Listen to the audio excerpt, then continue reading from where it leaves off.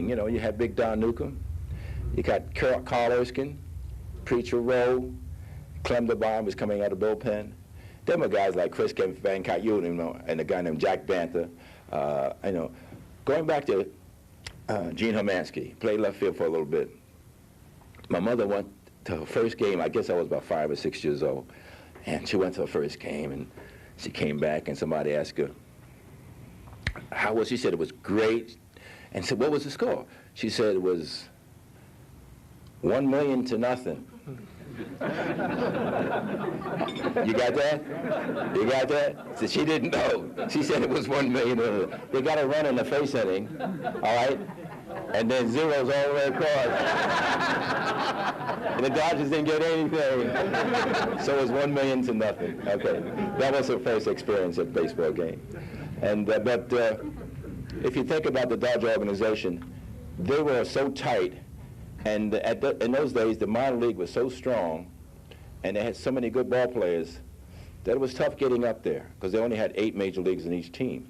So, you know, you stayed in AAA or AA, you can stay there 4, 5, 6, 7 years. But in those days, you can make a living and bring up a family, because they make 20, 25,000 in those days in the minor leagues. Okay, because the Pacific Coast League and the International League, they were good leagues. I went to. When I signed out of high school, I went to Class D. You didn't know they had Class D, did you? You just thought they had AA and AAA, right? No, they had Class D, and then C, and then B, and then A. So, you know, it wasn't easy. You went to Class B. It was a good league. Class D was good. You know, I played a year and a half in Class D, then went up to AA, and then AAA. Well, and then to the majors. But if you think about it, it was about 34 years, and the Dodgers had 3 sets of teams in those years. You know, you don't hear about that nowadays, you know. They had 3 sets of teams. All right, the Jackie Robinson era from 47 to about 58. Then they had the transition when they came out here from about 58 to about 60 of the old and the new, okay? And from about 60 to about 68, the second group came in. That was our group, the best group, I thought, of them all. All right? You know, we had a gentleman by the name of, what was his name? Sandy. You remember that name? Yeah, I have it. Do you got the last name? What was it? Koufax? Something like that? Sandy Koufax. Mr. Sandy Koufax, who was also from Brooklyn. All right. And incidentally, I made All-City in basketball, and Lenny Wilkins didn't. That's right. That's right. No, but it's the truth, though. I got him out for a half a year. He wanted to play CYO, Catholic Youth Organization ball, and I got him out for the last half of his senior year because he graduated in January. And we both were going to go to Providence, but I decided to play baseball. But we had another gentleman by the name of Mr. Don Drysdale. All right. We had Johnny Podgers, who was also the hero of the first World Series that the Dodgers won in 1955. He beat the Yankees 2-0. And then we had Ron Peronowski, came out the bullpen. And then we had, at first we had Ron Fairley or Wes Parker. Second was Jim Gilliam and the new little Nate Oliver. And then we had Lefebvre came in around 65. And at third base, we didn't have too many people. We had everybody. In fact, I played third base one year. I don't know if anybody remember that. Maybe I don't think you do. But in 1906, I played close to 100 games at third base in the Coliseum. And the people behind first base that winter wanted to know if I was going to come back to third base and play again, because they were going to change their seats. I was peppering them all the way back there, but people were ducking all that. But we had Maury at short, and Big Frank Howard was in right field, if you remember. And Willie Davis in center, and I was in left. And we came out here and had to prove to the people in California what Major League Baseball was, and we came out here and got the first 3 million fans in the season. And as you well know, they won in '59 with the transition. And then in 1962, we lose to the Giants in the playoff. That was bad. That was the year that I led the league. But they, you know, what can you do? You know, they came back and beat us. But We did something extra nobody ever did at the time. We played the Yankees in the World Series, and we beat them 4-0. You can give me another hand. Oh, incidentally, is there any Yankee fans in the fan? That's how I enjoyed. They got you one up a couple of times off. Oh yeah, but not my group. You talking about another group now, not my group, you know. But yeah, I mean, we were good until, and in fact, we win in '65. I break an ankle.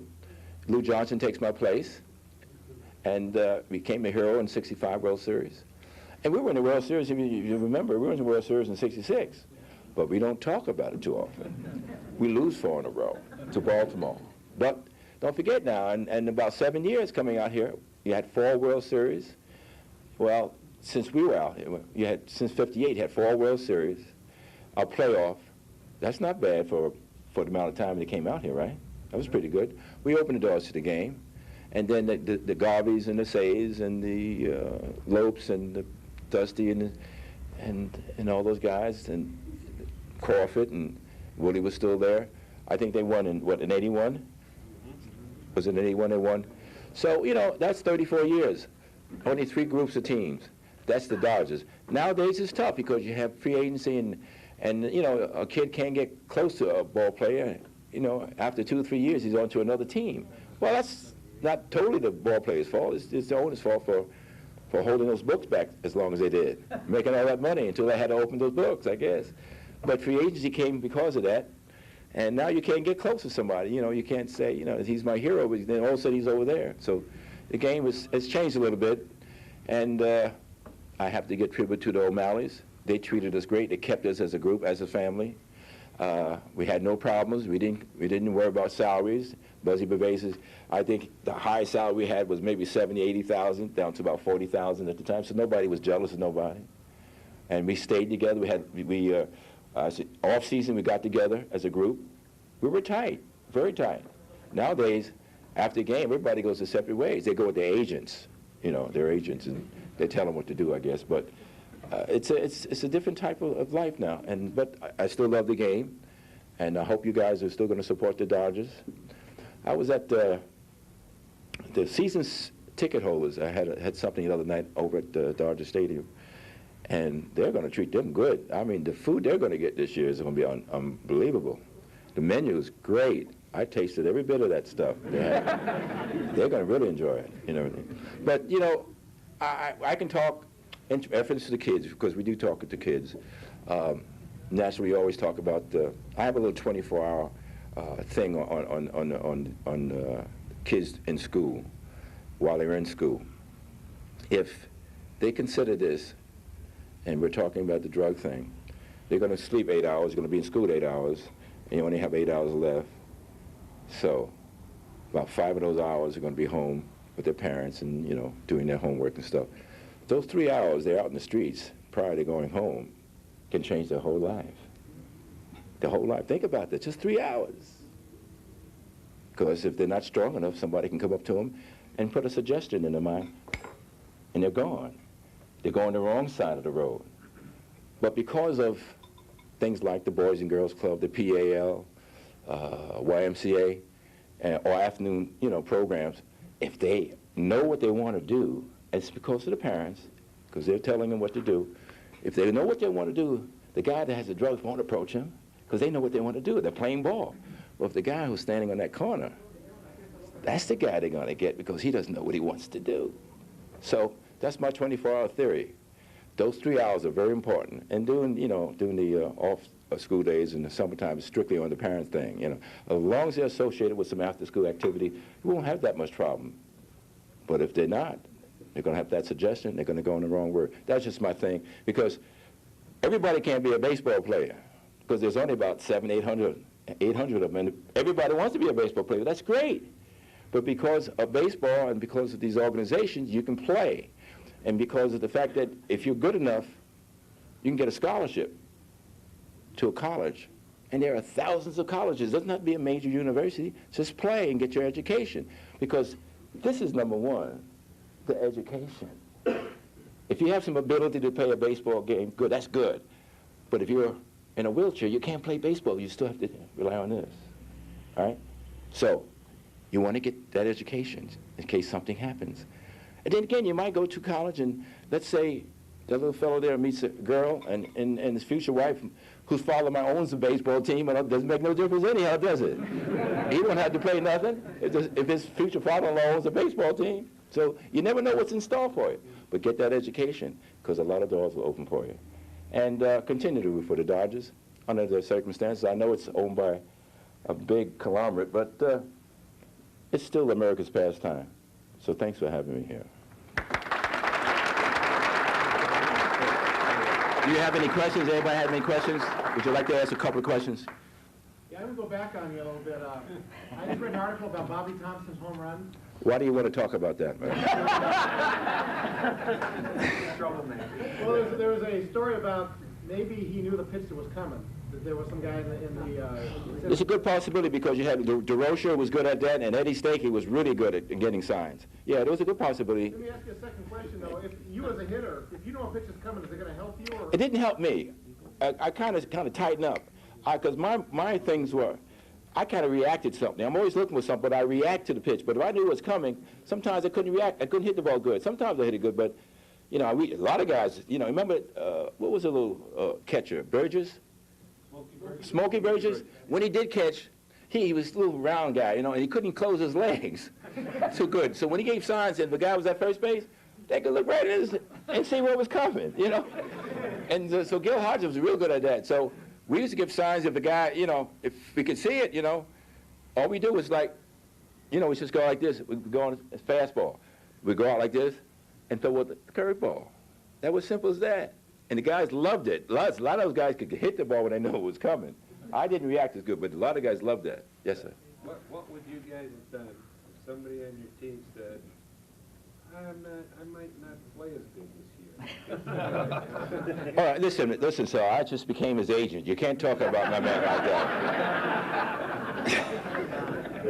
that. Well, I think he put his foot in his mouth. You know, you sign a contract, you just got to deal with it.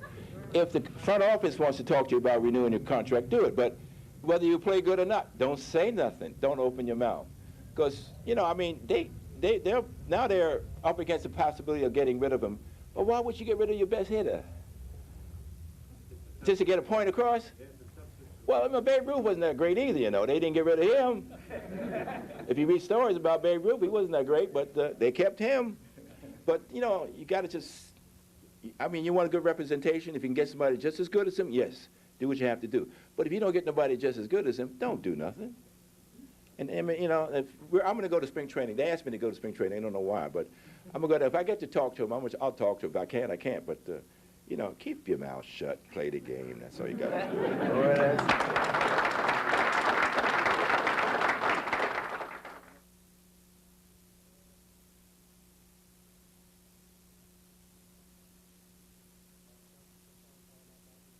And thanks for telling us all about Dodger Blue, and we'd like to give you a Rotary cap to remember us by. Thank you. Thank you. Thank you very much. Thank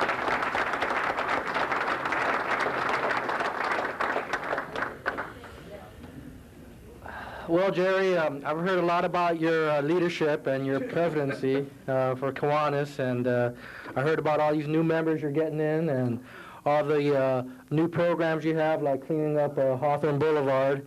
And that's okay, because that just you know, gets us going and gives us more competition. So,